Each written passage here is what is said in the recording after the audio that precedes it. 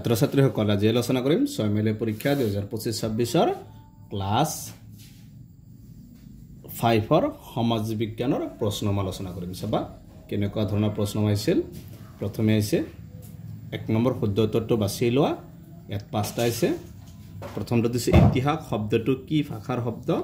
এটো অপচন আছে টাই ভাষা সংস্কৃত ভাষা গ্ৰীক ভাষা এটা নহয় এটো হ'ব গ্ৰীক ভাষা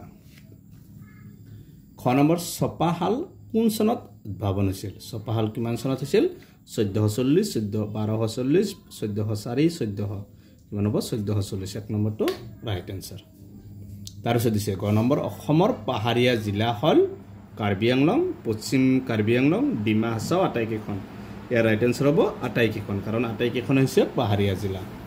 শিখ ধৰ্মৰ উপাসনা গৃহক কি বলে গীৰ্জা গুৰুদ্বাৰ মছজিদ এটা নহয় কোনটো হ'ব গুৰুদ্বাৰ 2 নম্বৰটো ৰাইট আনসাৰ তাৰ পিছত দিছে মণিপুৰৰ ৰাজধানী কি ইয়াত আছে আইজল আগৰতলা কোহিমা ইম্ফল ইয়াৰ ৰাইট আনসাৰ হ'ব 4 নম্বৰ ইম্ফল তাৰ পিছত 2 নম্বৰত দিছে সমুদ্ৰ লিখে ইয়াত 10টা কোশ্চেন আছে প্ৰতিটোতে 1 মাৰ্কৰ কোশ্চেন আৰু এইবিলাকত 1 মাৰ্কে আছে প্ৰশ্নকেইটা তোমালোকে চাবা কোন প্ৰথমে পৃথিৱীৰ কোন ঠাইত মানুহৰ বসতি আৰম্ভ হোৱা বুলি জনা যায় এনেকুৱা ধৰণৰ প্ৰশ্ন আছে গতিকে প্ৰশ্নকেইটা পঢ়িবা তাৰ পিছত সমাধান কৰিবা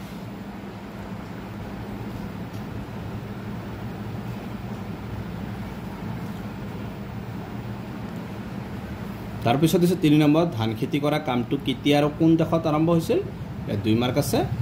হাতখোৱা বা মহলদাৰ কাক বলে ইয়াতো 2 মাৰ্ক আছে স্থায়ী বজাৰ কাক বলে 2 মাৰ্ক অসমৰ মাজেৰে বৈ যোৱা আটাইতকৈ এটা অসম হ'ব অসমৰ মাজেৰে বৈ যোৱা আটাইতকৈ ডাঙৰ নৈ দুখনৰ নাম লিখা ইয়াত 2 মাৰ্ক আছে পৃথিৱীৰ 4খন উন্নত দেশৰ নাম লিখা ইয়াত আছে 2 মাৰ্ক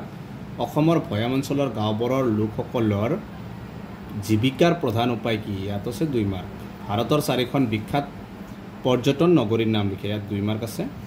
10 নম্বৰ সাগৰ আৰু নদীৰ পাৰৰ বন্দৰক কেন্দ্ৰ কৰি গঢ়ি উঠা 4খন নগৰৰ নাম লিখে ইয়াত 2 মাৰ্ক আছে 11 নম্বৰ খালি ঠাই পূৰ কৰা 5টা কোশ্চেন আছে প্ৰতিটোতে 1 মাৰ্ক মানে 5 মাৰ্ক আছে 12 নম্বৰ পাৰ্থক্য লিখা পাৰ্থক্যত আছে 4 মাৰ্ক পুৰণি যাতায়াত আৰু যোগাযোগ ব্যৱস্থা আৰু আধুনিক যাতায়াত আৰু যোগাযোগ ব্যৱস্থা স্থায়ী বজাৰ আৰু অস্থায়ী বজাৰ গাঁৱৰ উৎপত্তি কিদৰে হল বৰ্ণনা কৰে 3 মাৰ্ক আছে সমাজত বহবাস কৰি আমি কি কথা আয়ত্ত কৰিবলৈ সক্ষম হৈছো লিখা 3 মাৰ্ক আছে তুন্দ্ৰা অঞ্চলৰ মানুহৰ প্ৰধান জীৱিকা কি ইয়াতো 3 মাৰ্ক আছে 16 নম্বৰ চমুটুকা লিখা অসমৰ বয়ন উদ্যোগ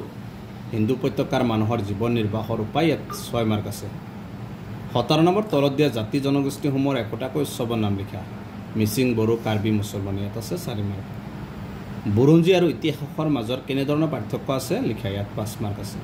শুদ্ধ নে অশুদ্ধ লিখা ইয়াত আছে 5টা কোশ্চেন দি আছে 5 মাৰ্ক আছে শুদ্ধ নে অশুদ্ধ কেইটা চাবা